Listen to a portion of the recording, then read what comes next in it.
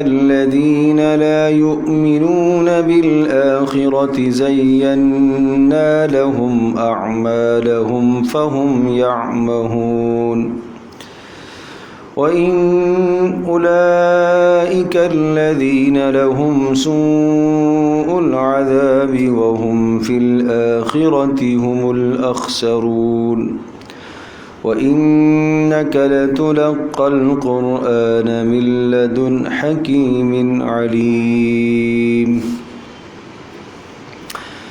یہ سورۃ النمل ہے اور یہ بھی مکی سورت ہے۔ نمل کہتے ہیں چونٹی کو، اور اس سورہ مبارکہ میں جو کہ چونٹیوں کا ایک تذکرہ آیا ہے، تو اسی مناسبت سے اس سورت کا نام سورۃ النمل رکھا گیا ہے۔ اور جو بھی سورت کا نام ہوتا ہے، یہ کوئی ضروری نہیں ہوتا کہ تمام کے تمام مضامین اسی نام کے ارد گرد گھوم رہے ہوں، یہ ضروری نہیں ہوتا۔ سورت کا کوئی بھی مشہور لفظ ہوتا ہے، اس لفظ سے اس سورت کا نام رکھ دیا جاتا ہے۔ تو ضروری نہیں ہے کہ سارے کے سارے احکام اسی لفظ سے متعلق ہی ہوں یا اسی چیز سے متعلق ہوں جس چیز پر سورت کا نام رکھا گیا، یہ کوئی ضروری نہیں۔ اگرچہ نمل کا تذکرہ تو اس میں ہے، لیکن اس سورہ مبارکہ کا جو خاص عنوان اور موضوع ہے وہ یہ کہ قسم پرسی کی زندگی، تنگ دستی اور فقر کی زندگی یہ دین کے لیے رکاوٹ نہیں بن سکتی، اور اقتدار کی زندگی، مالداری کی زندگی یہ بھی دین کے لیے رکاوٹ نہ بنے۔ فقر اور تنگ دستی کی وجہ سے انسان اللہ کی بندگی نہ کر سکے، ایسا نہیں ہے کہ ایک آدمی فقیر ہے، غریب ہے، وہ اللہ کو کیسے راضی کرے؟ اللہ کو راضی کرنے کے لیے تو مال چاہیے، غلط ہے۔ نہیں، تنگ دستی میں بھی، فقر میں بھی اللہ کو راضی کیا جا سکتا ہے۔ اور ایک آدمی کو اللہ نے اقتدار عطا فرمایا ہے، بہت بڑی دولت عطا فرمائی ہے اور بادشاہت عطا فرمائی ہے، اس کے پاس کیسے وقت ہوگا کہ وہ اللہ کو راضی کرے؟ نہیں، وہ بھی اللہ کو راضی کر سکتا ہے۔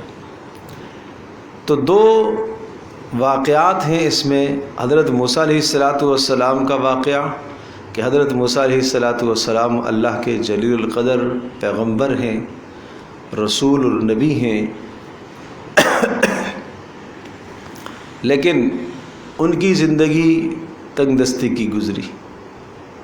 اور دو انبیاء کا ایک اور واقعہ، سلیمان علیہ السلام اور داؤد علیہ السلام، یہ دو انبیاء ایسے ہیں جنہیں اللہ نے دنیا میں نبوت کے ساتھ ساتھ بادشاہت بھی عطا فرمائی تھی۔ اور داؤد علیہ السلام کا یہ حال تھا کہ کوئی بھی وقت گھر میں ایسا نہیں ہوتا تھا جس وقت کوئی نہ کوئی آدمی اللہ کی عبادت میں مشغول نہ ہو۔ ایک طویل عرصہ، ایک وقت کا بڑا حصہ خود عبادت میں گزارتے تھے اور پھر اپنی اولادوں کو اس میں مشغول رکھتے تھے۔ غرض یہ کہ ہر وقت کوئی نہ کوئی آدمی گھر میں اللہ کی عبادت میں مشغول رہتا۔ تو دیکھو، سلیمان علیہ السلام کو، داؤد علیہ السلام کو اللہ نے سلطنت اور بادشاہت عطا فرمائی، اس کے باوجود بھی انہوں نے اللہ پاک کو راضی کیا۔ تو اس لیے اب آغاز میں تمہیدی کلمات ذہن نشین فرمائیے۔ طاسین، اس کی مراد تو اللہ ہی جانتا ہے، تحقیقی اس کی کیا مراد ہے۔ اللہ اعلم بمرادہ بذالک، تلک آیات القرآن و کتاب مبین۔ آپ کو یاد ہوگا، بارہا یہ بات ہم عرض کر چکے ہیں کہ ہر وہ صورت جو حروف مقطعات سے شروع ہوتی ہے، اس کے آغاز میں قرآن کی بات ضرور ہوتی ہے۔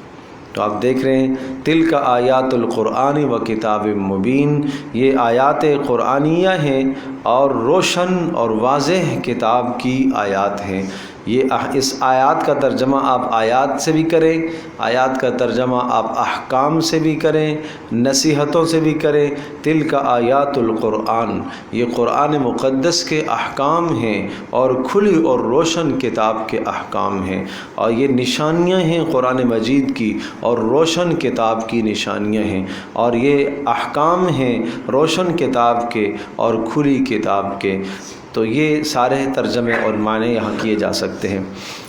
پھر اس کتاب کی ایک خصوصیت تو یہ ہے کہ مبین، یہ واضح ہے، کوئی اس قسم کے اس میں پیچیدگی نہیں ہے، اغماض نہیں ہے۔ جہاں کوئی پیچیدگی ہے اس پیچیدگی کی تشریح اور توضیح رسول اکرم صلی اللہ تعالی علیہ وسلم نے اپنے ارشادات سے کر دی۔ پھر جہاں کوئی پیچیدگی مزید آئی ہے تو اللہ تبارک و تعالی نے امت میں ایسے رجال کو پیدا فرمایا ہے کہ جنہوں نے رسول اکرم صلی اللہ تعالی علیہ وسلم کی ہدایات کو مد نظر رکھتے ہوئے، اللہ تبارک و تعالی کی منشا کو ملحوظ نظر رکھتے ہوئے ان آیات کے معنوں کو کھول کھول کر بیان کیا۔ صحابہ کرام میں ایک بڑا مجمع تھا مفسرین کا، حضرت عبداللہ ابن عباس رضی اللہ تعالی عنہما جو مفسر قرآن کہلاتے ہیں، ان کی تفسیر منقول ہے، عبداللہ ابن مسعود رضی اللہ تعالی عنہ کی تفسیر منقول ہے، اور دیگر اصحاب رسول صلی اللہ تعالی علیہ وسلم کی تفاسیر، ان کے اقوال منقول ہے۔ تو لہٰذا کوئی اغماض اور کوئی پیچیدگی کی بات اب نہیں رہی۔ ہدن، دوسری خوبی اس میں یہ ہے کہ یہ کتاب ہدایت کا ذریعہ ہے۔ اس کے اندر جو احکامات اور آیات ہیں اس میں رہنمائی ہے۔ کس چیز کے لیے؟ جو آدمی اس دنیا میں زندگی کے کسی بھی شعبے میں ہدایت اور رہنمائی چاہتا ہے تو اس کتاب میں اس کے لیے ہدایت موجود ہے۔ اشارے سے، کنایے سے، صراحتاً کسی نہ کسی درجے میں وہ رہنمائی موجود ہے۔ اگر اسے رہنمائی نہیں ملتی، اہل علم کے پاس آئے اور اپنے مسئلے کا حل پیش کرے تو وہ قرآن و سنت سے ضرور اس کو جواب دیں گے۔ یہ معنی ہے ہدایت کا کہ زندگی کے ہر مرحلے کے لیے اس قرآن مقدس میں رہنمائی موجود ہے۔ یہ ہے ہدایت۔ پھر جب بندہ اس کی ہدایت کے مطابق زندگی گزارتا ہے تو پھر فرمایا وبشرا، پھر یہ خوشخبری ہے ماننے والوں کے لیے، اس کی ہدایت پر چلنے والوں کے لیے یہ کلام، یہ کتاب، یہ خوشخبری کا ذریعہ ہے۔ انہیں جنت کی خوشخبریاں سناتا ہے اور جہنم سے انہیں ڈراتا ہے، اور بے شمار انہیں اللہ پاک نعمتیں عطا کرے گا، ان نعمتوں کی بشارتیں سناتا ہے۔ اس لیے کہ جب کوئی بات مانتا ہے انسان تو ماننے والا یقیناً انعام کا مستحق ہوتا ہے، اور حکم کرنے والے کے نزدیک وہ محبوب ترین ہو جاتا ہے۔ تو اس لیے فرمایا ہدن و بشرا للمؤمنین۔ یہ آیات ہیں قرآن مقدس کی اور واضح اور کھلی کتاب کی آیات ہیں، اور اس طرح سے کہ یہ ہدایت کا ذریعہ ہیں اور خوشخبریاں ہیں۔ کس کے لیے؟ للمؤمنین، ایمان والوں کے لیے۔ اب یہ سمجھایا کہ اس کتاب کو گویا کہ ماننے والے کون ہیں، اس سے استفادہ کرنے والے کون ہیں؟ المؤمنین، ایمان والے۔ ان کی کیا صفات ہیں؟ یعنی کون لوگ اس کتاب سے استفادہ کر سکتے ہیں، کن کے اندر اس کتاب سے فائدہ حاصل کرنے کی صلاحیت موجود ہے۔ یقیناً فائدہ اس سے وہی حاصل کرے گا جس کے پاس پہلی اور بنیادی چیز ایمان ہوگی۔ اس لیے کہا للمؤمنین، یہ ہدایت ہے کس کے لیے؟ ایمان والوں کے لیے۔ فائدہ کس کو ہوگا؟ ایمان والوں کے لیے۔ محلے میں مسجد بنی ہوئی ہے مثال کے طور پر، تو مسجد تو سب کے لیے ہے، لیکن جو اس مسجد سے فائدہ حاصل کرتے ہیں، یہاں کے نماز پڑھتے ہیں، تلاوت کرتے ہیں، ذکر کرتے ہیں، آپ کہتے ہیں کہ یہ نمازیوں کی مسجد ہے، حالانکہ ہے تو سب کے لیے، لیکن فائدہ حاصل کرنے وہی ہے جو 20، 50، 30، 40، 100، 150 لوگ مسجد کے اندر آتے ہیں اور وہاں آ کے نماز باجماعت ادا کرتے ہیں، تلاوت کرتے ہیں، ذکر کرتے ہیں، وہ اس مسجد کی خیروں سے اور رحمتوں اور برکتوں سے مستفید ہو رہے۔ اسی طرح سے اس قرآن مقدس سے مستفید ہونے والے کون ہیں؟ اس کے لیے پہلی شرط کیا ہے؟ ایمان۔ الذین، وہ لوگ، یقیمون الصلاۃ، اب ایمان والوں کی نشانیاں، جو قائم کرتے ہیں نماز کو۔ یہ لفظ کتنی مرتبہ پہلے آ چکا؟ نماز کو قائم کرنے کا معنی ہم بتاتے رہتے ہیں کہ قائم کرنے کا معنی صرف نماز ادا کرنا نہیں ہے، بلکہ نماز کو تمام کے تمام واجبات اور فرائض اور سنتوں اور مستحبات کے ساتھ نماز کو اطمینان کے ساتھ ادا کرنا، اس کو کہتے ہیں اقامت صلاح۔ اور پھر وہ خود بھی نماز قائم کرتے ہیں اور دوسروں کو بھی نماز قائم کرواتے ہیں۔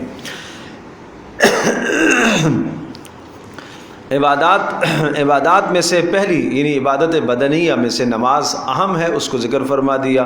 پھر عبادات مالیہ ویؤتون الزکاۃ، اور زکوٰۃ کو ادا کرتے ہیں۔ تو یہ عبادات مالیہ میں سے اہم چیز کیا ہے؟ زکوٰۃ ہے۔ اس سے مراد زکوٰۃ جو فرض ہوتی ہے صاحب نصاب پر وہ بھی مراد ہے، اور اس کے بعد نفلی اموال خرچ کرنا۔ وہم بالآخرۃ ہم یوقنون، اور ان کی تیسری خوبی خاص طور پر یہ ہے کہ انہیں آخرت کا یقین ہے۔ آخرت کا یقین ہے۔ عام طور پر آخرت کے لیے جب بات آتی ہے تو یؤمنون کے علاوہ یوقنون کا لفظ آتا ہے کہ آخرت پر انہیں یقین ہے۔ دیکھو ایمان تو کہتے ہیں دل سے کسی چیز کا تسلیم کرنا اور ماننا، لیکن جب اس دل میں جو آپ نے مانا ہے اس کا یقین اس طرح سے ہو جائے جیسے اس وقت ابھی ہم دن میں گزر رہے ہیں، یقین ہے کہ شام ہوگی، یقین ہے کہ سورج غروب ہوگا، اس میں کسی کو کوئی اشتباہ نہیں ہے کہ نہیں آج شاید سورج غروب نہ ہو، یا سورج غروب ہو گیا اب صبح شاید طلوع نہ ہو، کیا پتہ نہ ہو۔ جس طرح سے سورج کا غروب ہونا اور طلوع ہونا انسان کے نظر میں، علم میں، سوچ میں یقینی ہے، اسی طرح سے آخرت کا قائم ہونا بھی یقینی ہے، میدان محشر کا قائم ہونا بھی یقینی ہے۔ جیسے انسان سورج کے طلوع کو اور غروب کو تسلیم کرتا ہے، اس سے کہیں زیادہ وہ آخرت کو تسلیم کرے اور اس کے دل میں یہ یقین بیٹھے کہ ہاں قائم ہونی ہے اور مجھے اللہ کے پاس جانا ہے۔ ان الذین لا یؤمنون بالآخرہ، بات وہی آئی کہ اس کتاب سے جو مستفید نہیں ہو سکتے، جو فائدہ نہیں حاصل کر سکتے، ان کے اندر پہلی برائی کیا ہے؟ لا یؤمنون بالآخرہ، وہ آخرت پر ایمان ہی نہیں رکھتے۔ جب آخرت پر ایمان ہی نہیں رکھتے، یقین تو بہت بعد کی بات ہے، آخرت کو تو تسلیم ہی نہیں کرتے۔ ایک آدمی تسلیم کرے اس کے بعد یقین آئے، ایک بات کی چیز ہے۔ ایک آدمی کہتا ہے ٹھیک ہے میں آپ کی بات کو تسلیم کرتا ہوں، یقین تو نہیں آ رہا لیکن آپ فرما رہے ہیں تو مجھے یقین ہے کہ آپ درست ہی کہہ رہے ہوں گے، اس لیے میں مان لیتا ہوں۔ اور یہ لوگ ایسے ہیں کہ آخرت پر تو ان کا ایمان ہی نہیں ہے، یقین تو بہت بعد کی چیز ہے، نفس ایمان اور بنیاد وہی ان کے پاس نہیں ہے۔ جب ایمان نہیں ہے آخرت کا تو پھر نیک عمل کیسے کرے گا؟ جس شخص کو آخرت پر ایمان ہوتا ہے اور اسے یہ خیال ہوتا ہے کہ مجھے مرنے کے بعد اٹھایا جائے گا اور میری زندگی سے متعلقہ مجھ سے سوال کیا جائے گا، تو وہ کیا کرتا ہے؟ وہ آخرت کی محنت کرتا ہے۔ جسے معلوم ہو کہ شام کو مجھے مالک کے سامنے حساب دینا ہے تو اپنا حساب و کتاب درست رکھتا ہے اور وہ ساری چیزیں صاف صاف لکھ کر رکھتا ہے کہ مالک کے سامنے اسے حساب دینا ہے۔ جس شخص کو یہ یقین ہو کہ مجھے اللہ کے سامنے حساب دینا ہے، وہ اپنے زندگی کے لمحات کو قیمتی بنائے گا۔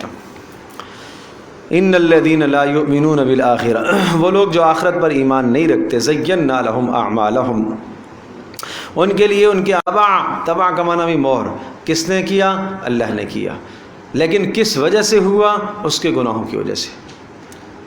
اب وہ اس کے لیے یہ دوا مفید نہیں ثابت ہو رہی ہے، اس کے لیے قرآن مفید ثابت نہیں ہو رہا ہے، نہیں ہو رہا۔ کیوں؟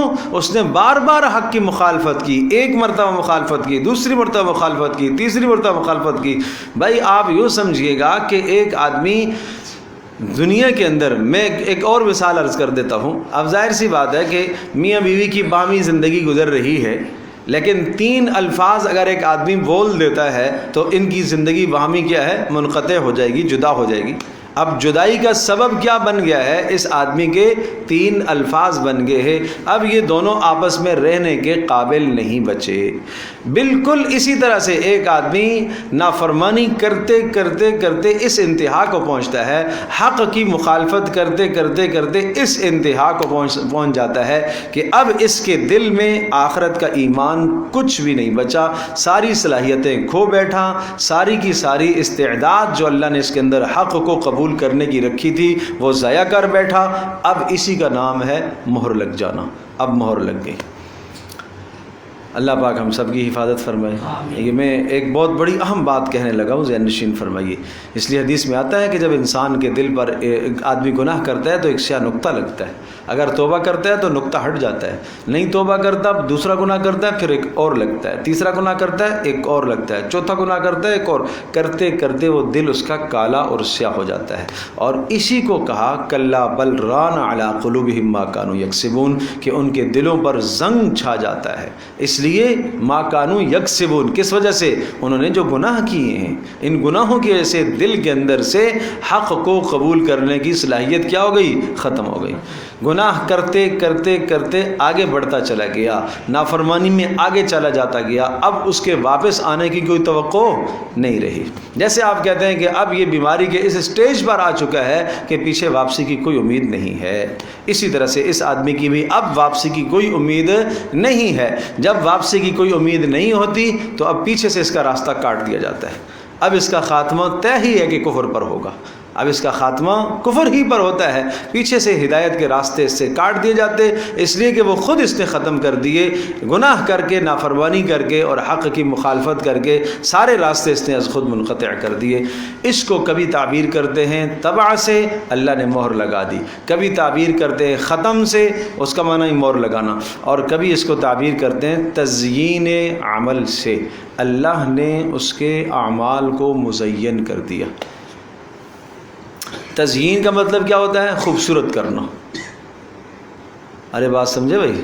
ایک بیمار آدمی، وہ روز بروز اس کی بیماری میں ترقی ہو رہی ہے، جسم اس کا پھول رہا ہے، اور وہ بیچارہ خوش فہمی میں مبتلا ہو کہ میں کیا ہو رہا ہوں؟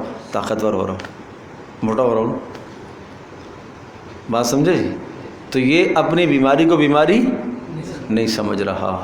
اسی طرح سے ایک ایسا بھی ہوتا ہے جو گناہوں میں لگا ہوا ہے اور وہ گناہ کو اچھا سمجھ رہا ہے، جیسے یہ بیمار، موٹاپا تو آ رہا ہے لیکن کیا کہہ رہا ہے؟ میں طاقتور ہو رہا ہوں۔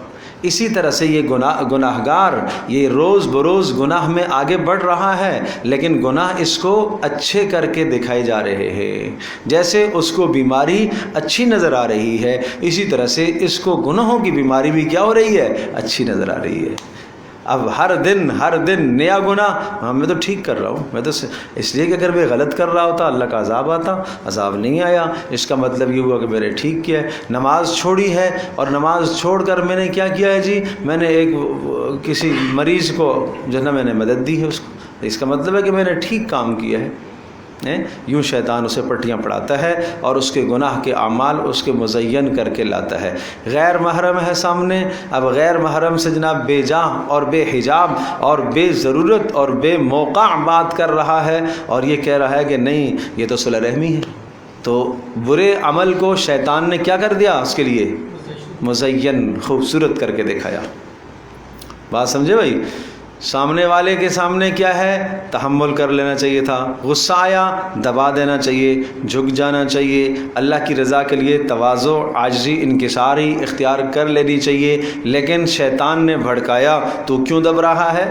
تو کیوں بزدل ہے اس سے؟ ٹھیک ہے، اب اس کو ایک لگا دیتا ہے، گالی دے دیتا ہے، اب شیطان کیا کہے گا؟ بہت اچھا کیا تو نے، اس لیے کہ تو بزدل تھوڑا ہی ہے، تو بہادر آدمی ہے، اور پھر زبان سے کہلواتا ہے ہم ڈرتے ورتے کسی سے نہیں ہیں۔ او میرے عزیز دوستوں اور بزرگوں، بھائی ڈرنا کوئی اور شے ہے، تم نے کس چیز کو بہادری سمجھ لیا؟ بدمعاشی کو بہادری سمجھ لیا؟ یہ دونوں الگ الگ چیزیں ہیں۔ بہادری کسی اور چیز کا نام ہے، جس کو تم بہادری سمجھ رہے ہو وہ بہادری نہیں ہے۔ یہ بہت باریک پردے ہیں دونوں کے بیچ میں۔ استغنا، استکبار، استغنا کرنا، نہیں سمجھے؟ مستغنی ہونا یہ اچھی عادت ہے، اور متکبر ہونا بری عادت ہے، لیکن آپ فرق کیسے کریں گے؟ آپ فرق کیسے کریں گے؟ دونوں میں فرق رکھنا ہے۔ کہیں ایسا نہیں ہے کہ مستغنی، آپ اپنے آپ کو کہہ رہے کہ میں مستغنی ہوں، مجھے طمع نہیں ہے کسی سے، میں مستغنی ہوں، وہ مستغنی نہیں ہو، تم متکبر ہو، تو فرق کرنا ہے۔ تو یہ ان دونوں کے درمیان میں نا ایک باریک سا پردہ ہے، یہ سمجھنے کی ضرورت ہے۔ استغنا کس چیز کو کہتے ہیں، استکبار کس چیز کو کہتے ہیں، سمجھے بھائی؟ دین کے لیے ایک ہے مصلحت اختیار کرنا، مصلحت کس چیز کا نام ہے، مداہنت کس چیز کا نام ہے؟ مداہنت ایک الگ چیز ہے، مداہنت بری ہے، مصلحت اچھی چیز ہے۔ وَدُّوا لَوْ تُدْهِنُوا فَيُدْهِنُونَ، رسول اللہ صلی اللہ تعالی علیہ وسلم کو کہا گیا اگر آپ تھوڑی سی مداہنت دکھاتے ہیں تو یہ بھی کیا کریں گے، آپ کی طرف جھک جائیں گے۔ مداحنت میں فرق عرض کرتا ہوں کیسے ہے۔ رسول اللہ صلی اللہ علیہ وسلم کے پاس آئے کہ بھئی تھوڑا سا آپ ہلکا ہاتھ رکھیں، ہمارے بتوں کو اتنا برا بلا آپ نہ کہیں، آپ تھوڑا سا ہلکا ہاتھ رکھیں گے ہم بھی آپ کے قریب آ جائیں گے۔ بات سمجھے بھائی؟ یعنی آپ اپنے منصب کو، ضروریات دین کو، حق بولنا آپ چھوڑ دیں، شرک کی نفی کرنا آپ چھوڑ دیں۔ جب آپ یہ چھوڑیں گے تو اس چیز کا نام کیا ہے، مداحنت ہے، یہ مصلحت نہیں ہے۔ ضروریات دین کو چھوڑنا وہ مصلحت نہیں ہوتی، وہ مداحنت ہے، یہ مداحنت ہے۔ اگر آپ علیہ الصلوۃ والسلام کچھ برائی کرنا چھوڑ دیتے تو یہ زیادہ قریب آ جاتے، لیکن کار نہیں ایسا۔ مصلحت ایک الگ چیز ہے، تو یہ سمجھنی چاہیے، کہیں آدمی مصلحت اختیار کرتے کرتے مداحنت کا شکار نہ ہو جائے، کہیں مستغنی ہوتے ہوتے متکبر نہ بن جائے۔ تو یہ آیت بڑی اہم ہے اس اعتبار سے کہ آج ہمارے بھی بہت سارے گناہ شیطان ہمیں مزین کر کے دکھاتا ہے۔ قطع تعلق کیا ہوا ہے، ٹھیک ہے بھائی تم اپنے گھر میں جیو، ہم اپنے گھر میں جی رہے نہیں سمجھے، تمہیں ضرورت نہیں ہے تو ہمیں بھی ضرورت نہیں ہے، ہم اینٹ کا جواب اینٹ سے دیں گے جی، پتھر کا جواب پتھر سے دیں گے جی۔ اس طرح کے جملے ہماری زبانوں پر جب آتے ہیں تو یہ ہے تزیین عمل کہ شیطان نے ہمارے لیے ہمارے گناہ کیا کر دیے، اچھے کر دیے، اچھے کر کے دکھا رہا ہے۔ وہی بیماری ہے، بیمار ہو رہا ہے، موٹا ہو رہا ہے جسم، لیکن یہ کہہ رہا ہے کہ جناب میں طاقتور ہو رہا ہوں۔ بالکل اسی طرح سے فرمایا فہم یعمہون، اندھے ہیں، سرگرداں ہیں اپنی اس گمراہی کے اندر، انہیں ہوش بھی نہیں ہے واپس پلٹنے کا کہ ہمیں یہ کیا، ہم کیا کر رہے ہیں، اسے ہوش بھی نہیں ہے، ذرہ برابر اسے احساس نہیں ہے کہ میں کیا کر رہا ہوں۔ بات سمجھے بھائی؟ اولئک الذین لہم سوء العذاب وہم فی الآخرۃ ھم الاخسرون، فرمایا ایسوں کے لیے بدترین عذاب ہے اور وہ آخرت میں سب سے بڑے خسارے میں ہوں گے۔ یہ تو ہو گئے تمہیدی کلمات کہ قرآن کو ماننے والے، اس سے فائدہ حاصل کرنے والے کون ہیں اور اس سے فائدہ حاصل کرنے والے کون لوگ نہیں ہیں جو نہیں فائدہ حاصل کر سکتے، یہ تمہید آ گئی۔ اس تمہید کے بعد وَإِنَّكَ لَتُلَقَّى الْقُرْآنَ مِن لَّدُنْ حَكِيمٍ عَلِيمٍ، اے نبی جی وَإِنَّكَ لَتُلَقَّى الْقُرْآنَ، آپ کو ایک عظیم الشان کلام ملا ہے، عظیم الشان کتاب آپ کو ملی ہے، مِن لَدُنْ حَكِيمٍ عَلِيمٍ، اس پاک پروردگار کی جانب سے جو حکمتوں والا بھی ہے اور جاننے والا بھی ہے، اس اللہ کی طرف سے آپ کو احکام ملے۔ سنیے گا کیا کہا، اس اللہ کی طرف سے آپ کو قرآن ملا ہے جو حکیم بھی ہے، علیم بھی ہے۔ حکیم کا مطلب کیا ہے کہ اس کا کوئی بھی کام حکمت کے بغیر نہیں ہے، اس کا کوئی بھی حکم حکمت کے بغیر نہیں ہو سکتا، اور علیم وہ سب کی مصلحتوں سے آگاہ ہے اور جانتا ہے۔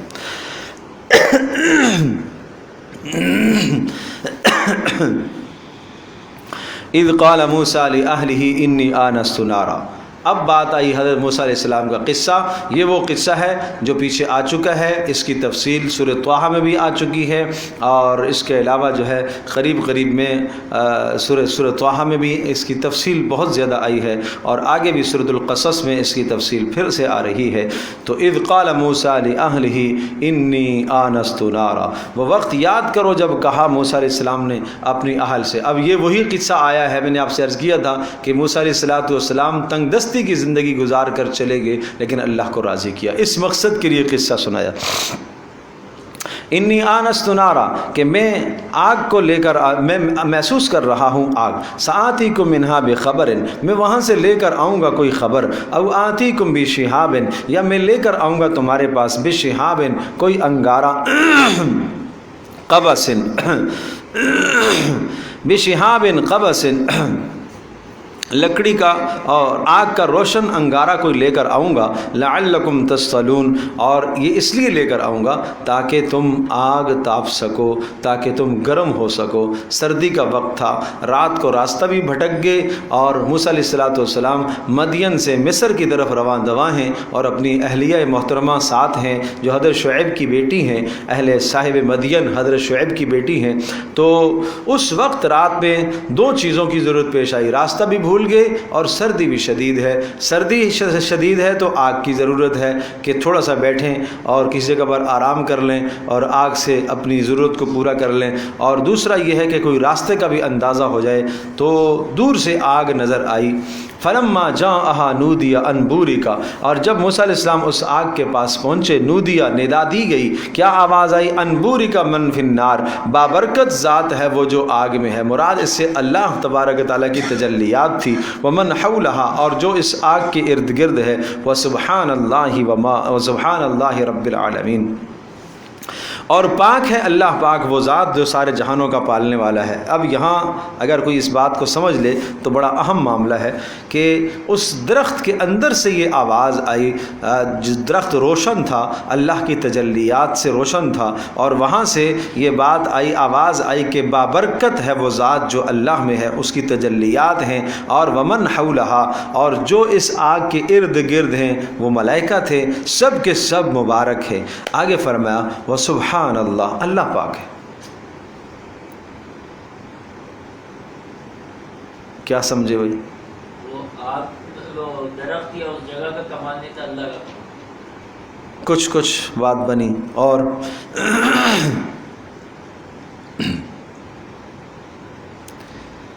पहले वाली बात के साथ इसका रब्त क्या है?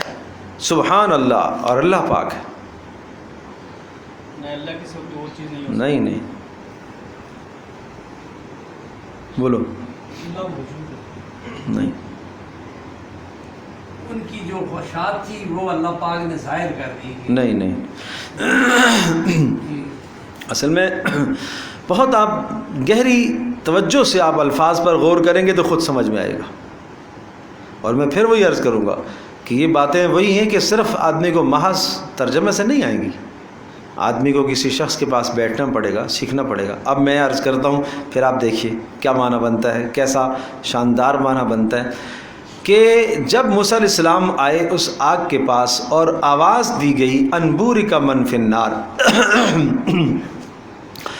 बाबरकत ज़ात है, बरकत वाली ज़ात है वो जो यहाँ पर है, यानी जिसकी तजल्लियात आग के अंदर हैं। ये रोशनी ये अल्लाह की तरफ से थी, अल्लाह की ज़ात बाबरकत है। वमन हौलहा, और इस आग के इर्द गिर्द जो मखलूक है यानी मलाइका वो भी बाबरकत है। व सुबहान अल्लाह, और अल्लाह पाक है इस बात से कि आप उसे देख सकें। नहीं समझे? अल्लाह इस बात से पाक है कि आप उसको देख सकें, यानी आप उसको नहीं देख सकते, नहीं देख सकते। अल्लाह इस बात से पाक है, रुयत से इस दुनिया में पाक है। अल्लाह पाक उसको, आप अल्लाह को इस दुनिया में नहीं देख सकते। ये माना है सुबहान अल्लाह का। ठीक है, अच्छा जब देख नहीं सकते तो फिर उससे काम कैसे लेंगे हम? कहा रब्बिल आलमीन, अरे तुम्हारा काम क्या, वो तो सारे जहानों का काम करता है, सारे जहानों का पालने वाला है, वो क्यों नहीं तुम्हारे काम करेगा? तो नज़र ना आना इस बात की दलील तो नहीं है कि आपके काम करने से आजिज़ आ गया है। अल्लाह आपको नज़र नहीं आ रहा ना, आप उसे देख नहीं सकते, लेकिन उसकी ज़ात आपको नज़र नहीं आ रही है, उसकी कुदरत, उसकी तजल्लियात, और हर पत्ता उसकी ज़ात और उसकी किबरियाई का और उसकी सिफ़ात का हमें पता दे रहा है। एक पत्ता भी अपने वजूद में अल्लाह की किबरियाई पर और अल्लाह की ज़ात पर दलालत करता है। बारिश का कतरा अल्लाह की ज़ात पर दलालत करता है। और एक शायर कहता है अल-बअरतु तदुल्लु अलल बईर, कि जब ऊँट चलता है सहराओं के अंदर और वहाँ से ऊँट गुज़रा है, ऊँट की मिंगनियाँ पड़ी पड़ी नज़र आती हैं तो पता चलता है कि यहाँ से कोई ऊँट गुज़रा है। और आदमी जब गुज़रता है तो उसके पाँव के निशान छप जाते हैं सहराई मिट्टी पर, पता चलता है कि यहाँ से कोई आदमी गुज़रा है। का इतना बड़ा निज़ाम कायनात का क्या नहीं दलालत करता उस ज़ात पर जो ख़बीर है, बसीर है, उस अल्लाह को नहीं बताता?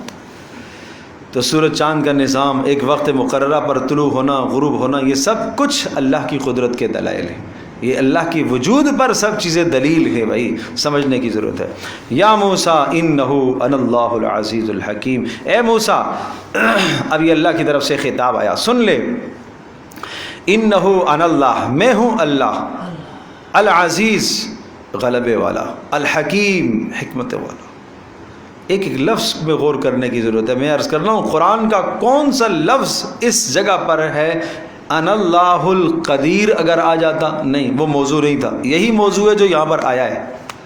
الحکیم ہے، اگر العلیم ہو جاتا، نہیں، وہی لفظ موضوع ہے جو یہاں پر آیا ہے۔ یہ اس طرح سے یہ ایک ایک حرف قرآن کا، ایک ایک لفظ قرآن کا یوں سمجھ لیجئے کہ خوبصورت ایک لڑی کے اندر پروئے ہوئے موتیوں کی طرح ہے، خوبصورت پروئے ہوئے ترتیب وار۔ اگر یہ موتی ادھر پہلے آیا ہے اور یہ بعد میں، نہیں، ایسا نہیں، جیسے ترتیب بنانے والے نے ترتیب بنایا، ہر سانچے کے اندر وہ موتی ڈلا ہوا ہے، اسی طرح سے قرآن کے الفاظ ہیں۔ انہ انا اللہ، میں اللہ ہوں، میں متکلم ہوں، بات تو تجھ سے کر رہا ہوں، لیکن میری آواز تجھے سنائی دے رہی ہے، سمت متعین نہیں کر سکو گے کس طرف سے آواز آ رہی ہے۔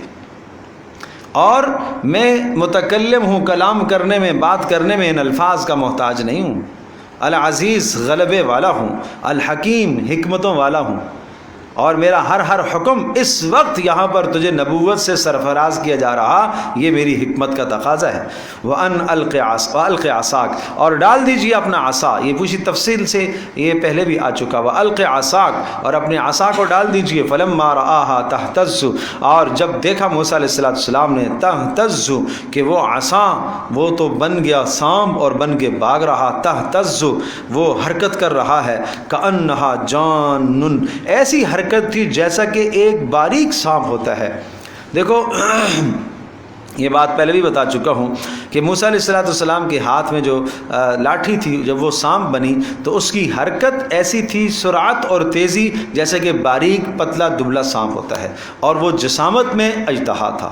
اژدہا اتنا پھرتیلا نہیں ہوتا جتنا کہ باریک پتلا سانپ پھرتیلا ہوتا ہے، تو جان کہتے ہیں پھرتیلے سانپ کو، باریک سانپ کو کہتے ہیں۔ تو گویا کہ یہ رفتار میں اور چلنے میں اس باریک کی طرح تھا، جسامت اور جسے میں کس کی طرح تھا؟ وہ موٹے اژدہے کی طرح تھا۔ واللہ مدبرن ولم يعقب، موسیٰ علیہ السلام نے جب یہ منظر دیکھا پیٹھ پھیر کر بھاگے، ولم يعقب مڑ کر بھی نہ دیکھا۔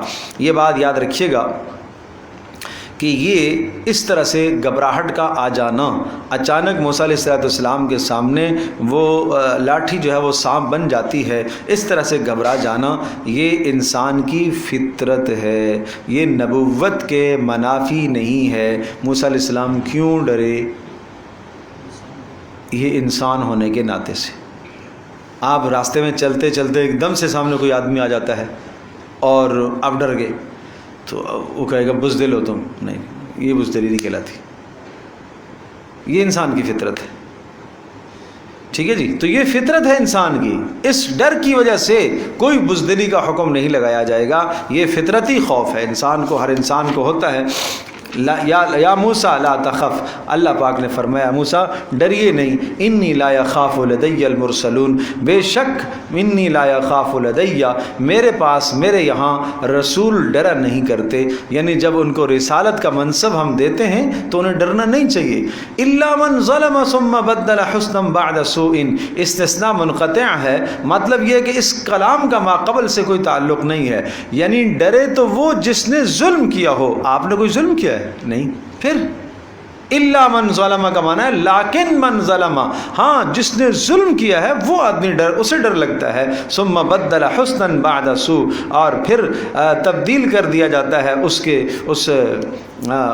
ثم بدل حسنا بعد سوء، یعنی اس گناہ اور ظلم کو اچھائی سے بدل دیا جاتا ہے برائی کے بعد۔ مانا اگر وہ توبہ کر لیتا ہے تو اس کے ظلم کو اچھائی سے یعنی نیکی سے بدل دیا جائے گا۔ فإنی غفور الرحیم، اور میں بخشنے والا مہربان ہوں۔ وادخل یدک فی جیبک تخرج بیضاء، اور ڈال دیجئے اپنے ہاتھ کو اپنے گریبان میں، تخرج بیضاء نکلے گا وہ روشن، من غیر سوء بغیر کسی بیماری کے، فی 9 آیات आयातिन, उन 9 निशानियों में ये एक निशानी और भी है। फ़ी 9 आयातिन, 8 पहले थी और 9 हो गई। फ़ी 9 आयातिन इला फ़िरऔन व कौमी, इन 9 निशानियों को लेकर जाइए फ़िरऔन के पास और उसकी कौम के पास। इसकी तफसील पीछे सूरतुल आराफ में भी आ चुकी है, सूरह बनी इसराइल में भी आ चुकी है कि वो 9 निशानियाँ क्या है।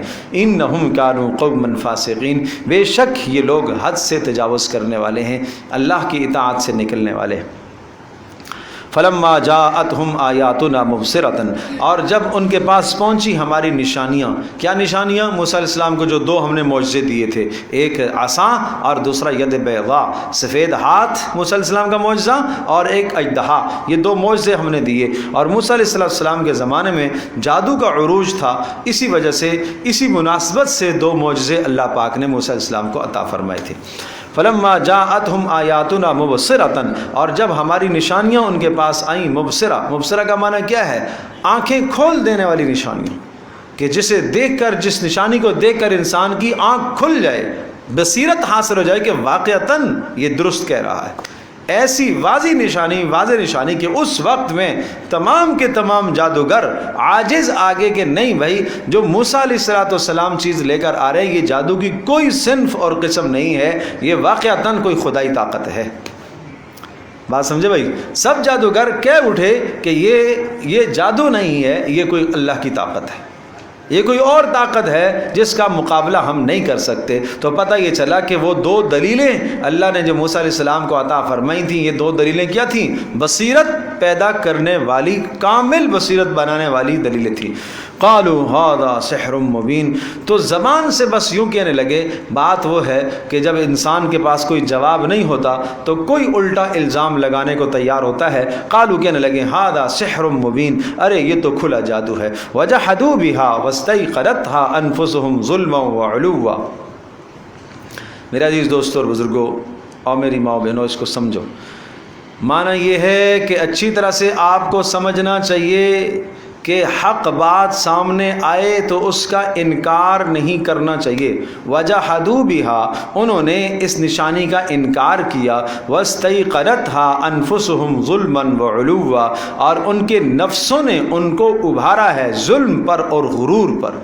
अंदर से जुल्म उठता है, अंदर से गुरूर उठता है। ये गरीब आदमी, ये भला हमें समझाएगा, मेरे पास तो माल है, मेरे पास तो इक़्तिदार है, मेरे पास तो दुनिया का सामान और चीज़ें हैं, ये गरीब आदमी, इसको नबूवत क्यों मिल गई है, इसको ये मनसब क्यों मिल गया है, इसको ये अच्छाई क्यों मिली है? ये अंदर से गुरूर उठता है, मुतकब्बिर के अंदर से गुरूर उठता है। फंजुर कैफ़ कान आक़िबतुल मुफ़सिदीन, ए नबी आप देखिए फिर क्या अंजाम हुआ इन मुफ़सिदों का, इनसे हद से तजावुज़ करने वालों का और फसादियों का अंजाम फिर क्या हुआ। वो अंजाम यहाँ मज़कूर नहीं है, बस कुरान इतनी बात करता है। मैंने अर्ज़ किया था कि सिर्फ वाक़या सुनाने का मकसद क्या था कि फ़क्र फ़ाक़े और तंगदस्ती के अंदर रह कर भी अल्लाह को राज़ी किया जा सकता है। बात समझे नहीं समझे? ये मकसद था। और साथ साथ रसूल अकरम सल्लल्लाहु अलैहि वसल्लम के ज़माने और आप अलैहिस्सलाम की उम्मत को मुतनब्बिह करना मकसूद था कि हक़ के इनकार का नतीजा फिर अल्लाह का अज़ाब आया करता है। बस यहाँ इख्तिसार से कर दिया। फंजुर, फिर देखें क्या इंजाम हुआ उन लोगों का जिन्होंने हक़ को जुटलाया, यानी उनका इंजाम क्या हुआ। फ़िरऔनी सब के सब डूबे कि नहीं डूबे? वो डूबने का यहाँ तज़किरा नहीं है, वो पीछे सूरह त्वाहा के अंदर तफसील से उसका तज़किरा आ चुका है और सूरह शुअरा के अंदर भी उसकी तफसील आ चुकी है। अब आगे दूसरा वाक़या सुनिएगा। वलक़द आतैना दाऊद व सुलैमान इल्मा, अर्ज़ किया था कि दाऊद अलैहिस्सलाम और सुलैमान अलैहिस्सलाम की सल्तनत और हुकूमत भी उनको अल्लाह तबारक व तआला से दूर न कर सकी। इस सल्तनत और हुकूमत के होते हुए भी उन्होंने अल्लाह को राज़ी किया।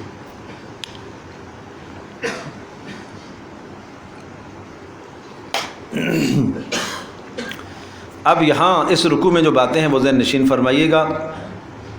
नंबर 1, सुलैमान अलैहिस्सलाम और दाऊद अलैहिस्सलाम की सल्तनत और हुकूमत वो अल्लाह से दूर करने का ज़रिया नहीं बनी, बल्कि अल्लाह को पाने का ज़रिया बनी। नंबर 2, सुलैमान अलैहिस्सलाम की हुकूमत की वसाअत, और नंबर 3, हज़रत सुलैमान अलैहिस्सलाम का शुक्र, और नंबर 4, सुलैमान अलैहिस्सलाम की निगरानी, और नंबर 5, तौहीद एक फ़ितरी अमर है, और नंबर 6, बिल्कीस को ख़त का रवाना करना। हज़रत सुलैमान अलैहिस्सलाम ने मलका सबा बिल्कीस को एक ख़त लिखा। وَلَقَدْ آتَيْنَا دَاوُودَ وَسُلَيْمَانَ عِلْمًا، اور ہم نے عطا کیا داود اور سلیمان دونوں کو ہم نے علم عطا فرمایا۔ داود علیہ السلام باپ ہیں، بیٹے ہیں سلیمان علیہ السلام، دونوں کو ہم نے علم عطا کیا۔ علم سے مراد یہاں پر شریعت کا علم بھی ہے، اور علم سے مراد سلطنت اور حکومت کو چلانے کا علم بھی ہے۔ نظام سیاست بھی ہم نے ان کو عطا کیا، نظام شریعت بھی ہم نے ان کو عطا کیا۔ تو یاد رکھیے گا، نظام سیاست قائم ہوتا ہے نظام شریعت کے ساتھ۔ نظام سیاست قائم ہوتا ہے کس کے ساتھ؟ نظام شریعت کے ساتھ۔ اگر آپ نظام سیاست کو نظام شریعت سے الگ کر دیں گے تو وہ سوائے قارون اور دجال اور حامان اور فرعون ان کی سلطنتوں کے سوا کچھ نہیں ملتا۔ تو یہ اسی لیے تو ان پیغمبروں کی سلطنتوں کا تذکرہ آیا ہے کہ دیکھو نا، انہوں نے نظام سیاست کو کس طرح سے تابع کیا ہے نظام شریعت کے۔ تو ہمیشہ سیاست کو شریعت کے تابع کرنا ہوتا ہے۔ دنیا کہتی ہے کہ شریعت الگ چیز ہے، سیاست الگ چیز ہے، نہیں سمجھے؟ اب ایک حدیث سناتا ہوں۔ رسول اللہ صلی اللہ تعالی وسلم نے ارشاد فرمایا، کانت بنو اسرائیل تسوسہم الانبیاء، بنی اسرائیل قوم کی سیاست انبیاء کیا کرتے تھے۔ بنی اسرائیل کی سیاست کون کرتے تھے؟ انبیاء کیا کرتے تھے۔ اور جب بھی ایک نبی چلا جاتا تو نبی کے بعد دوسرا نبی آ جاتا، وہ اس قوم کی کیا کرتا؟ سیاست کرتا۔ لیکن آپ نے فرمایا میں آخری رسول ہوں، میرے بعد کوئی نبی نہیں آئے گا، میرے بعد میرے خلفاء ہوں گے۔ میرے بعد کون ہوں گے؟ میرے خلفاء۔ تو میرے خلفاء ہوں گے نا، پیارے پیغمبر صلی اللہ علیہ وسلم نے سمجھایا کہ میرے خلفاء ہوں گے، اور وہ میرے خلفاء کیا کریں گے؟ وہ میرے خلفاء میری امت کی سیاست کریں گے۔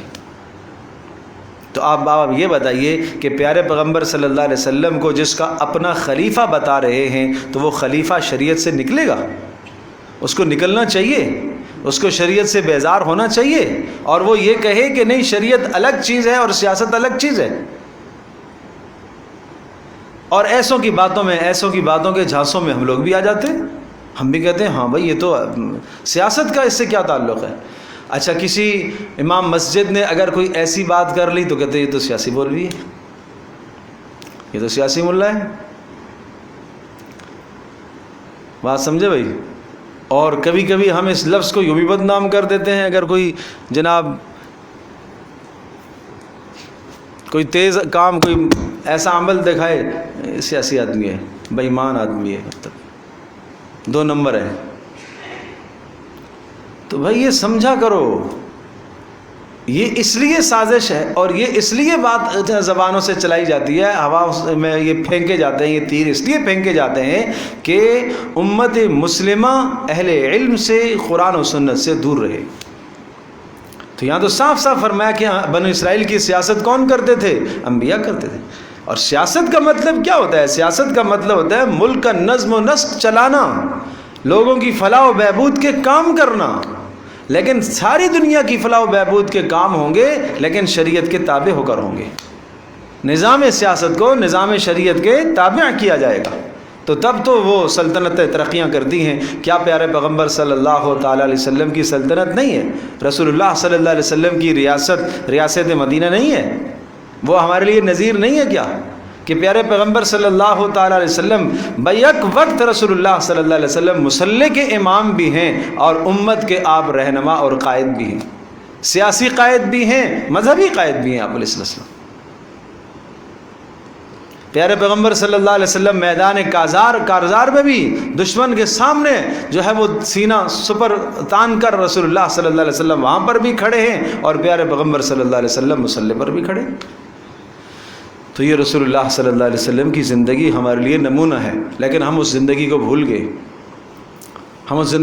وہاں جو خلیفہ ہوتا تھا مصلی کا امام بھی وہی ہے، خلافت بھی اسی کی ہے، امام بھی وہی ہے مصلی کا۔ اب آپ دیکھیے گا کہ جب سلیمان علیہ السلام کو اور داؤد علیہ السلام کو اللہ نے اقتدار دیا، بھائی سنو بڑی گہری باتیں ہیں، سنو۔ جب ان دونوں پیغمبروں کو اللہ تبارک و تعالیٰ نے علم دیا، اور علم سے مراد میں نے کیا عرض کیا، کیا چیز ہے؟ علم شریعت، علم سیاست، نظام سیاست، نظام شریعت، علم سے یہ دونوں چیزیں مراد ہیں، ٹھیک ہے؟ تو ان دونوں چیزوں کے ملنے کے بعد یعنی اقتدار مل گیا، تو پھر کیا ہوا؟ اقتدار ملنے کے بعد آدمی سفید سیاہ کا مالک ہو جاتا ہے، پھر جیسے چاہتا ہے خوشیاں مناتا ہے۔ انہوں نے کیا کیا؟ وَقَالَا الْحَمْدُ لِلَّهِ الَّذِي فَضَّلَنَا عَلَى كَثِيرٍ مِّنْ عِبَادِهِ الْمُؤْمِنِينَ۔ کیا کہا؟ ساری تعریفیں اس اللہ کے لیے جس نے ہمیں اپنی مخلوق پر فضیلت عطا فرمائی ہے، ہمیں اقتدار سے بھی نوازا ہے، ہمیں نظام شریعت بھی دیا، نظام سیاست بھی دیا ہے۔ اے اللہ تیرا شکر ہے، تیرا شکر ہے۔ تو دونوں پیغمبر کیا کر رہے ہیں؟ اللہ کا شکر ادا کر رہے ہیں۔ تو جب کوئی کامیابی دنیا میں اقتدار کی ملتی ہے تو یہاں کیسے شکر ادا ہوتا ہے دیکھتے ہیں آپ لوگ، سمجھے بھائی؟ جب سیاست میں الیکشن کے بعد جب کامیابی کا اعلان ہوتا ہے تو پھر ہمارے ہاں کیا ہوتا ہے وہ آپ جانتے ہیں۔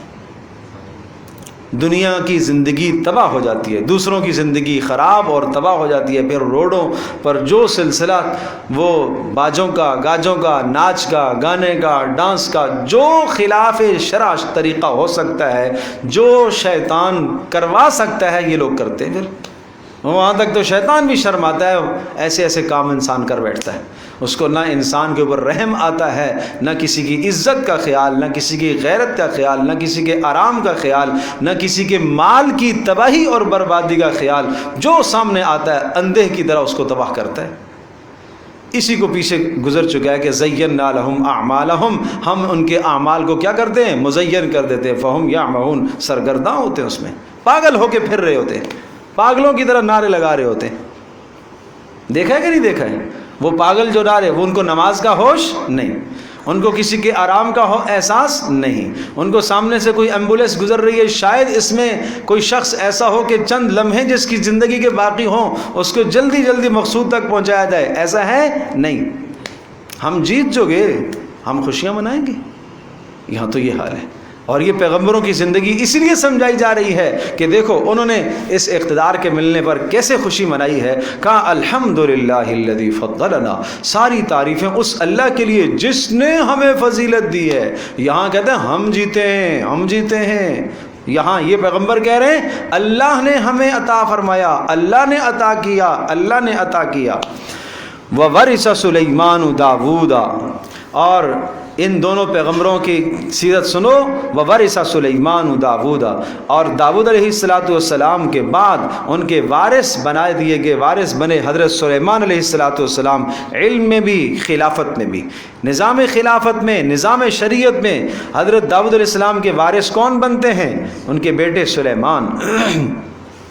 اور اللہ پاک نے ان کو اور ترقی عطا فرمائی۔ وقالا، اور کہا، کس نے کہا؟ سلیمان نے کہا، یا ایھا الناس، اے لوگو سن لو، علمنا منطق الطیر، ہمیں عطا کیا گیا ہے ایک اور نعمت ہمیں اللہ نے دی ہے۔ کیا؟ منطق الطیر، پرندوں کی بولیاں ہمیں سکھائی گئی ہیں۔ یہ اللہ نے خاص معجزہ عطا فرمایا تھا، کس کو؟ سلیمان علیہ السلام کو۔ دو پرندے آپس میں جب بات چیت کر رہے ہوتے، سلیمان علیہ السلام سمجھ لیتے تھے کہ یہ کیا کہہ رہے ہیں۔ یہ اللہ نے اتنی فہم عطا فرمائی تھی۔ وَأُوتِينَا مِن كُلِّ شَيْءٍ، اور اللہ کی طرف سے ملا ہے، عطا کیا گیا ہے ہمیں، من کل شیء، ہر شے، سامان سلطنت سارا کا سارا ہمیں دیا گیا ہے۔ اچھا، سامان سلطنت دیا گیا ہے تو پھر ہم زمین پر جو چاہیں کریں، فساد مچائیں، سرکشی کریں، دوسروں کی نیندوں کو اور آراموں کو حرام کریں؟ نہیں نہیں، ان ھذا لہو الفضل المبین، یہ اس اللہ کا فضل ہے۔ یہ فضل مبین کس کا ہے؟ اللہ کا۔ مزید سلطنت دیکھو سلیمان کی۔ وحشر لسلیمان جنودہ من الجن والانس والطیر فہم یوزعون، اور جمع کیا جاتا سلیمان علیہ السلام کے سامنے ان کا لشکر، ان کے سارے لشکر جمع کیے جاتے۔ کون سے سارے لشکر؟ جنات بھی جمع ہوتے، انسان بھی جمع ہوتے، اور طیر، پرندوں کے لشکر بھی لشکر سامنے لائے جاتے۔ گویا کہ سلیمان علیہ السلام کی سلطنت اور حکومت انسانوں پر ہی نہیں تھی، انسانوں کے بادشاہ صرف نہیں ہیں، جنات کے بادشاہ بھی ہیں، اور اسی طرح سے پرندوں کے بادشاہ بھی ہیں۔ اور آگے سورہ سبا کے اندر آتا ہے کہ جنات کو پر اللہ پاک نے ایسی ان کو سلطنت عطا فرمائی تھی، یعملون لہ ما یشاء من محاریب و تماثیل و جفان کالجواب و قدور الراسیات، بڑے بڑے محلات جنات تیار کرتے تھے، اور کیا کرتے تھے؟ اور اتنا بڑا لاؤ لشکر تھا کہ کھانا جو پکتا تھا، یعملون لہو ما یشاء من محاریب و تماثیل و جفان، بڑے بڑے برتن، کیسے؟ کل جواب، حوضوں کی طرح، جیسے بڑے بڑے تالاب ہوتے ہیں ایسے بڑے بڑے برتن، اور ایسے بڑے بڑے برتن، وقدور راسیات، ایسی بڑی بڑی ہانڈیاں جن میں کھانا پکتا تھا، پکایا جاتا تھا، انہیں کوئی ہلا نہیں سکتا تھا۔ اعملوا آل داود شکرا وقلیل من عبادی الشکور، اور ہم نے کہا کہ اے آل داود شکر ادا کرو، لیکن یاد رکھو ہمارا شکر کرنے والے بہت تھوڑے لوگ ہوتے ہیں، بہت تھوڑے ہوتے ہیں۔ اور سلیمان علیہ السلام اللہ کے شکر گزار بندے تھے۔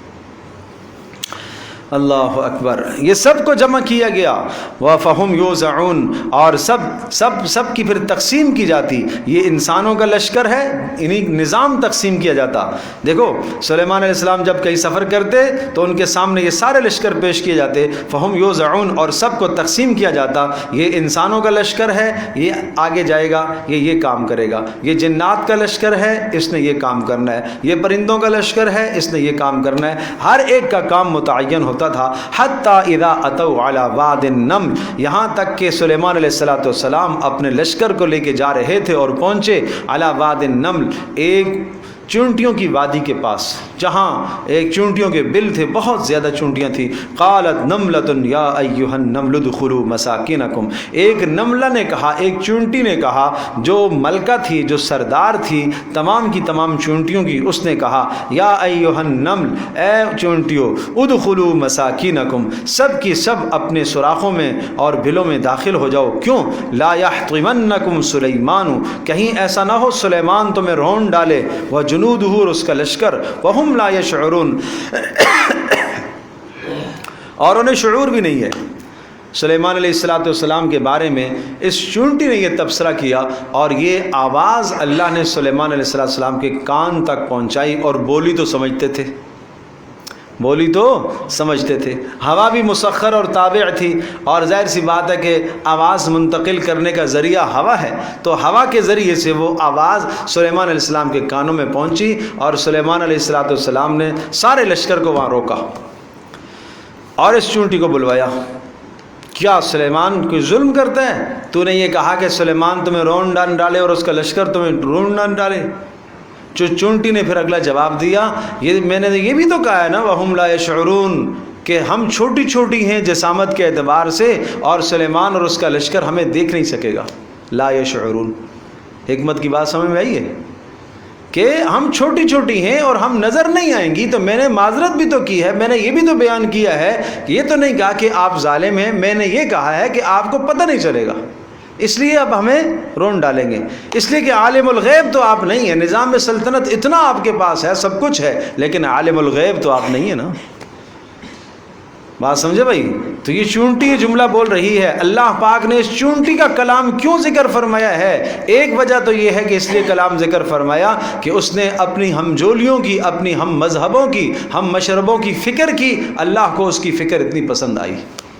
کیا فکر کی؟ کہ دیکھو تم مر نہ جاؤ، تمہیں سلیمان علیہ السلام اور اس کا لشکر تمہیں کہیں رون نہ ڈالے، اس لیے اللہ پاک نے ان کا کلام ذکر کیا۔ بات سمجھے بھائی؟ اور دوسری وجہ یہ بھی ہو سکتی ہے کہ آگے جو جملہ آ رہا ہے وَهُمْ لَا يَشْعُرُونَ، اس کی سمجھداری اور فہم کو آپ دیکھیے کہ ایک ادنا سی ادنا مخلوق وہ بھی اتنی بات کو سمجھتی ہے، اس کے فہم کو ذکر کرنے کے لیے اللہ نے یہ کلام ذکر فرمایا۔ فَتَبَسَّمَ ضَاحِكًا مِّن قَوْلِهَا، سلیمان علیہ السلام مسکرائے اس کی بات کو سن کر اور کہنے لگے وَقَالَ رَبِّ أَوْزِعْنِي، اب مسکرا کر کیا کہنا چاہیے؟ ایک تو یہ تھا ہمارے جیسا کوئی ہوتا تو لوگوں کو کہتا دیکھی میری حکومت، چونٹیاں بھی ڈر گئی ہیں میری بات سے۔ 3 میل کے فاصلے سے چونٹی کی اس بات کو سلیمان علیہ السلام نے سن لیا تھا، 3 میل کے فاصلے سے۔ تفسیر روح المعانی میں یہ بات مذکور ہے۔ اللہ اکبر، کہ عالم الغیب تو صرف اللہ کی ذات ہے، چونٹی بھی اس بات کو جانتی ہے۔ وقال رب اوزعنی، اور سلیمان علیہ السلام نے کہا اے ہمارے پروردگار، اے میرے رب، اوزعنی ان اشکر نعمتک التی، اے اللہ مجھے توفیق عطا فرما، ان اشکر، کہ میں شکر ادا کروں، نعمتک، آپ کی نعمت کا شکر، التی انعمت علیہ، وہ نعمت جو تو نے میرے اوپر کی ہے، وعلی والدیہ، اور میرے والدین پر جو تو نے نعمت کی ہے، وان اعمل صالحا ترضا، اور اس بات کی توفیق مجھے عطا فرما، ان اعمل صالحا کہ میں نیک عمل کر لوں، ایسا نیک عمل ترضاہ جس سے تو راضی ہو، وادخلنی برحمتک اور مجھے داخل کیجیے اپنی رحمت کے ذریعے سے فی عبادک الصالحین اپنے نیکوکار بندوں میں۔ یہ دعا ہمیں بھی کرنی چاہیے، رب اوزعنی ان اشکر نعمتک التی انعمت علی وعلی والدی وان اعمل صالحا ترضا، اے اللہ تو مجھے توفیق عطا فرما کہ جو نعمتیں تو نے میرے اوپر کی ہیں، میرے ماں باپ پر کی ہیں، میں ان نعمتوں کا شکر ادا کروں۔ پتہ یہ چلا، سنیے گا، پتہ یہ چلا کہ انسان کے ذمے واجب اور لازم ہے کہ آدمی اللہ کا شکر ادا کرے، اللہ کا شکر ادا کرے۔ نمبر ایک، اس نعمت کے بدلے میں جو اللہ نے ہمیں دی ہے، مجھے دی ہے، ہر ایک آدمی کو۔ نمبر دو، اس نعمت کے بدلے میں جو اللہ نے میرے ماں باپ کو دی ہے۔ نہیں سمجھے؟ آج ایک جوان کسی قابل ہوا ہے تو اس کو یہاں تک پہنچانے میں ماں باپ کا کردار ہے کہ نہیں ہے؟ پھر ماں باپ کو اللہ پاک نے جو بھی نعمت عطا، مال دیا، مال خرچ کر کے اس اولاد کو اس قابل بنایا، باپ نے پڑھایا، محنت کی، ہنر سکھایا، سب کچھ کیا۔ ماں باپ کو اللہ نے ذہنی صلاحیت دی تو اولادوں کی کیا کی؟ تربیت کی۔ تو لہٰذا اولادوں کے ذمے لازم اور واجب ہے کہ اپنے اوپر ہونے والی نعمتوں کا بھی شکر ادا کریں اور اپنے ماں باپ پر ہونے والی نعمتوں کا بھی کیا کریں؟ شکر ادا کریں۔ اور اللہ سے یہ مانگیں کہ اللہ اس عمل کی توفیق دے جس عمل پر کیا ہے؟ تو راضی ہے، جس عمل پر تو راضی ہے، اے اللہ اس عمل کی مجھے توفیق عطا فرما۔ اور اس سے زیادہ واضح کلمات میں ایک اور دعا ہے سورہ احقاف کے اندر ہی ہے، وہاں پر بھی وہ بھی پڑھنی چاہیے اور وہ دعا بھی کرتے رہنا چاہیے، رب اوزعنی ان اشکر نعمتک التی انعمت علی وعلی والدی وان اعمل صالحا ترضاہ واصلح لی فی ذریتی انی تبت الیک وانی من المسلمین۔ سبحان اللہ، انی تبت الیک وانی من المسلمین۔ اے اللہ مجھے توفیق عطا فرما کہ میں اس نعمت کا شکر ادا کروں جو تو نے میرے اوپر کی ہے اور میرے ماں باپ پر کی ہے، اور مجھے نیک عمل کی بھی توفیق دے، اور اے اللہ میری اولادوں کو بھی اچھا بنا۔ اس میں اولادوں کا بھی تذکرہ ہے۔ سورہ احقاف کے دوسرے رکوع میں وہ دعا ہے، اس دعا کو بھی پڑھنے کا معمول بنایا کریں، اس سے ماں باپ کا شکر بھی ادا ہوگا، اللہ نے جو ماں باپ کو نعمتیں دے رکھی تھیں ان کا شکر بھی ادا ہوگا، اور اولادوں کو نیک راہ پر لانے کی بھی وہ بہترین دعا ہے۔ وَتَفَقَّدَ الطَّيْرَ فَقَالَ مَا لِيَ لَا أَرَى الْهُدْهُدْ، اور فرمایا وَتَفَقَّدَ الطَّيْرَ، اور جستجو کی، تفقد کیا، تفقد احوال مطلب ہے معلوم کرنا کہ سارے، حاضری جس کو آپ کہہ سکتے ہیں، حاضری لگائی۔ سلیمان علیہ السلام اپنی سلطنت سے غافل نہیں تھے، ایک بادشاہ کو، ایک سلطنت والے کو، ارباب اقتدار کو اسی طرح سے ہونا چاہیے کہ نگرانی ایسی ہو جیسے سلیمان علیہ السلام کی نگرانی تھی۔ ایک پرندہ غائب ہوا تو فوری پتہ چل گیا کہاں ہے وہ۔ بات سمجھ میں آئی بھائی؟ یہاں ملک میں کیا کچھ ہو رہا ہے، علاقے میں کیا کچھ ہو رہا ہے، کس کو خبر ہے؟ خبر ہے تو تب بھی جو ہے بے خبر ہے۔ وَتَفَقَّدَ الطَّيْرَ، اور سلیمان علیہ السلام نے جستجو کی، حاضری لی پرندوں کی، فقال، کہنے لگے مَا لِيَ لَا أَرَى الْهُدْهُدَ أَمْ كَانَ مِنَ الْغَائِبِينَ۔ اب یہاں پر بھی بڑا اہم نقطہ قرآن یہ لفظ ذکر کرتا ہے، کیا کہا؟ مَا لِيَ لَا أَرَى الْهُدْهُدَ، مجھے کیا ہوا کہ میں نہیں دیکھ رہا ہدہد کو، مجھے کیا ہوا کہ میں نہیں دیکھ رہا۔ یہ نہیں کہا ہدہد کہاں گیا ہے، نہیں سمجھے بات؟ نقص کی، کمی کی نسبت اپنی طرف کر رہے، مجھے کیا ہوا میں نہیں دیکھ رہا ہدہد کو، ام کان من الغائبین، کہیں غائب تو نہیں ہے وہ، ایسا تو نہیں ہے کہ وہ حاضر نہ ہو، موجود نہ ہو، یہاں پر غائب ہو۔ یہ نہیں پہلے سے کہا کہ ہدہد کہاں غائب ہے، پہلے کمی کی نسبت اپنی طرف کی ہے۔ یہ اشارہ کامل انسانوں کا ہے، کامل انسان اسی طرح سے کیا کرتے ہیں، برائی دوسرے کی طرف منسوب نہیں کرتے، پہلے اپنی طرف، اپنے آپ کو دیکھتے۔ شاید میری کوئی کمزوری ہو، لَأُعَذِّبَنَّهُ عَذَابًا شَدِيدًا، ہدہد ایک پرندہ تھا حضرت سلیمان علیہ السلام کے اس لشکر میں، اور یہ پرندوں کا ایک سردار تھا، اور اس کا کام یہ ہوتا تھا کہ یہ ایک ٹوہ لگاتا تھا کہ پانی کس جگہ پر موجود ہے۔ اس کو اللہ پاک نے یہ صلاحیت دے رکھی تھی کہ جہاں پانی کا یہ اشارہ دیتا تھا وہاں سلیمان علیہ السلام جنوں کو حکم دیتے تھے اور وہ کھودتے تھے اور نیچے سے پانی نکال کے لے آتے تھے۔ سمجھے بھائی؟ لَأُعَذِّبَنَّهُ عَذَابًا شَدِيدًا، سلیمان علیہ السلام نے فرمایا اس کو سخت سزا دوں گا، اَوْ لَأَذْبَحَنَّ، یا اس کو ذبح کر دوں گا، اَوْ لَيَأْتِيَنِّي بِسُلْطَانٍ مُبِينٍ، یا کوئی واضح دلیل لے کر آئے اپنے غائب ہونے کی کہ کیوں نہیں ہے۔ فَمَكَثَ غَيْرَ بَعِيدٍ، کچھ تھوڑا سا وقت نہیں گزرا کہ فقال، ایک دم سے حاضر ہوا اور کہنے لگا أَحَطُّ بِمَا لَمْ تُحِطْ بِهِ، میں وہ خبر لے کر آیا ہوں لم تحط بِهِ، جس خبر کا آپ کو اندازہ نہیں ہے، وَجِئْتُكَ مِنْ سَبَإٍ بِنَبَإٍ یقین، اور میں سبا کی جانب سے ایک صاف خبر لے کر آیا ہوں، نبأ یقین لے کر آیا ہوں۔ انی وجدت امرأۃ تملکہم، میں نے ایک عورت کو پایا، تملکہم، کہ جو ان پر حکمران ہے، وأوتیت من کل شیء، اور اس کو ہر شے دی گئی ہے۔ ہر شے دی گئی ہے اس مراد کہ جو امور سلطنت میں سے تمام چیزیں ہیں وہ سب اس کے پاس موجود ہے۔ وَلَهَا عَرْشٌ عَظِيمٌ، اور ایک بڑا عرش اس کو دیا گیا ہے۔ وَجَدتُّهَا وَقَوْمَهَا يَسْجُدُونَ لِلشَّمْسِ، اور میں نے پایا ہے اس کو اور اس کی قوم کو، یہ سب کے، یہ کون کہہ رہا ہے؟ ایک ہدہد، ایک پرندہ اقرار کر رہا ہے۔ کیوں؟ توحید کا معاملہ، اللہ کو ایک ماننے کا معاملہ اتنا فطری ہے کہ ایک پرندہ بھی سمجھتا ہے کہ اللہ ہی کو سجدہ کرنا چاہیے، اللہ کے علاوہ کسی اور کو نہیں کرنا چاہیے۔ وجدتها وقومها، میں نے پایا اس کو اور اس کی قوم کو، یہ سب کے سب سجدہ کر رہے ہیں، للشمس، سورج کے سامنے، من دون اللہ، اللہ کو چھوڑ کر، وزین لهم الشیطان اعمالهم، وہی بات ہے کہ شیطان نے ان کے اعمال کو مزین کر دیا، شیطان نے ان کے اعمال کو خوبصورت کر دیا، اور یہ تفصیل آ چکی ہے۔ فصدہم عن السبیل، اور راہ حق سے اس شیطان نے ان کو موڑ دیا ہے۔ فہم لا یہتدون، اور وہ راہ راست پر نہیں ہیں۔ اللہ یسجدوا للہ، کیوں نہیں سجدہ کرتے اس اللہ کو، الذی یخرج الخبأ، وہ پاک پروردگار جو نکالتا ہے الخبأ، زمین سے پوشیدہ چیزوں کو نکالتا ہے، جانتا ہے، زمین سے نکالتا ہے، آسمان سے نکالتا ہے، آسمان سے پوشیدہ چیزوں کو نکالتا ہے، یعنی بارشیں آسمان سے اتارتا ہے، رات آتی ہے تو ستاروں کو ظاہر کرتا ہے، فی السماوات، آسمانوں میں، والارض، اور زمینوں سے پوشیدہ چیزوں کو نکالتا ہے، نباتات کو، وَيَعْلَمُ مَا تُخْفُونَ وَمَا تُعْلِنُونَ، وَيَعْلَمُ، اور وہ جانتا ہے، مَا تُخْفُونَ، جو تم مخفی رکھتے ہو، وَمَا تُعْلِنُونَ، اور جو تم ظاہر کرتے ہو۔ اللہ لا الہ الا ہو، اللہ ہی وہ ذات ہے جس کے سوا کوئی عبادت کے لائق نہیں، وَهُوَ رَبُّ الْعَرْشِ الْعَظِيمِ، عرش عظیم کا مالک تو اللہ ہے۔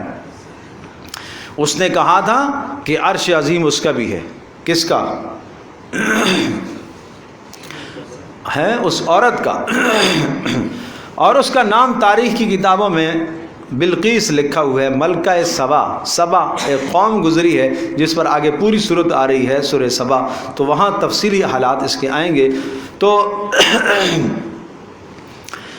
اس کے پاس بھی عرش تھا، تو یہ ہدہد کہتا ہے کہ اللہ تبارک و تعالی عرش عظیم کا مالک تو اللہ ہے۔ یہاں تھوڑا سا غور کیجئے گا، اس عورت کا جو عرش ہے، عرش عظیم، نکرے کے ساتھ ہے، الف لام نہیں لگا ہوا، اور اللہ کے لیے جو عرش ہے، العرش العظیم، العرش العظیم، سمجھے بھائی؟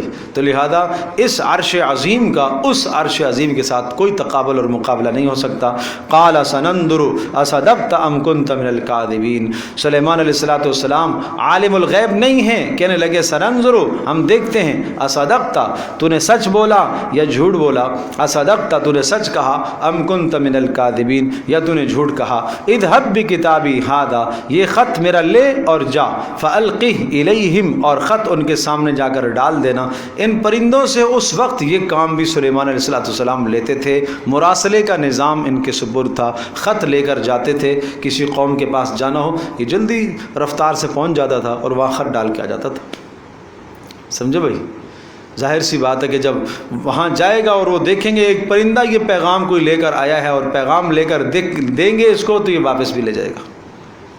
سمجھے بھائی؟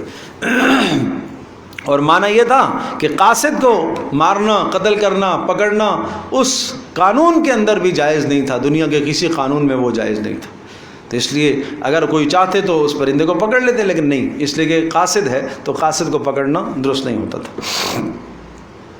ثم تولا عنہم فانظر ماذا یرجعون، اور پھر وہاں سے پیچھے ہو جانا اور دیکھنا، فانظر انتظار کرنا، ماذا یرجعون کیا وہ جواب دیتے ہیں، کیا کلمات کہتے ہیں۔ قالت یا ایھا الملأ، جب وہ خط اس بلقیس کے پاس پہنچا، بلقیس اپنے محل کے اندر آرام کر رہی تھی، اور اس پرندے نے، ہدہد نے جا کر اس کے سامنے یہ خط ڈالا اور اس نے اٹھایا اور کھولا تو اس میں یہ کلمات تھے، اور اس نے سب اپنی سلطنت والوں کو جمع کیا، وزراء کو، اور کہنے لگی انی القی الی کتاب کریم، بے شک میرے پاس ایک عزت والا خط آیا ہے۔ کیا خط ہے؟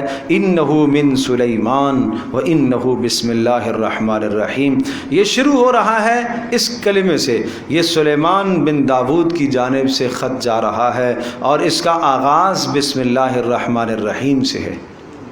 سمجھو بھائی، تو پیغمبروں کا کلام دیکھو، آغاز کس سے ہو رہا ہے؟ بسم اللہ الرحمن الرحیم سے۔ تو بسم اللہ الرحمن الرحیم خط کے آغاز میں رکھنا، یہ سلیمان علیہ السلام سے چلا آ رہا ہے۔ پیارے پیغمبر صلی اللہ علیہ وسلم بھی اس کا التزام و اہتمام فرمایا کرتے تھے، اور بہتر تحریروں میں اس طرح سے اس کا انتظام و اہتمام کرنا چاہیے، کرانا چاہیے۔ آج کل لوگ اس کا متبادل 786 لکھ دیتے ہیں، اس کی کوئی حقیقت نہیں ہے، بسم اللہ ہی لکھنی چاہیے۔ اللہ تعلو علی واتونی مسلمین، کوئی لمبا چوڑا خط نہیں تھا، ایک ہی جملہ ہے، اللہ تعلو علی، سرکشی مت مچاؤ، سرکش مت ہو جاؤ، غرور مت دکھاؤ، تکبر مت دکھاؤ، واتونی مسلمین، اور اسلام کے ساتھ میرے پاس آ جاؤ، واتونی مسلمین، میرے تابع ہو جاؤ۔ اقتدار سلیمان علیہ السلام کو اللہ نے عطا فرمایا ہے، دو باتیں ہیں، اگر اپنے اس اقتدار پر قائم ہونا ہے تو تابع ہونا پڑے گا میرے دین کے، اس دین کے تابع آپ کو ہونا پڑے گا۔ تو اس طرح سے سلیمان علیہ السلام نے یہ خط بھیجا، اور یہ خط اس تک پہنچا، پھر اس نے اپنے تمام کے تمام اراکین سلطنت سے اور سب اپنے وزراء سے مشورہ کیا۔ قالت یا ایھا الملأ افتونی فی امری ما کنت قاطعۃ امرا حتی تشہدون، یہ انشاءاللہ اگلی نشست میں ہم ذکر کریں گے۔